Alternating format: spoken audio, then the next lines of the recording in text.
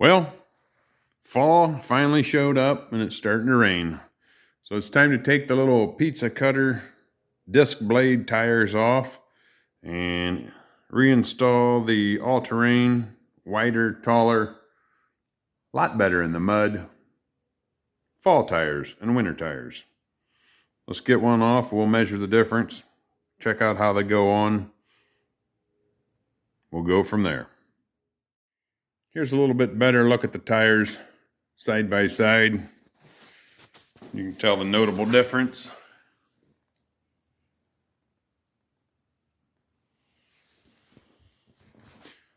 And for the lug nuts, the factory, the little guys over here, have a standard lug nut. And for the aftermarket, they come with a fancy lug nut like so, which comes with a special adapter, splined. I don't know if that's for anti-theft or what that is, but that's what we got. So we're going to go ahead and get those thrown on, get ready for wintertime. Here's the little disc brakes on the front, give you an idea. Just like a normal car, only smaller.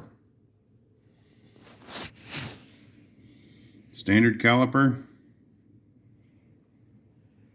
Yeah, pretty easy. And I thought I'd show you here, these are disc front and drum rear brakes. In case anybody was curious about how they do that little program. But yeah, disc front brakes and drum rears. When you put these wheels on, you'll notice there's a hole in the rim or the wheel, which correlates to this little pin. Slip that pin in the hole and snap it on.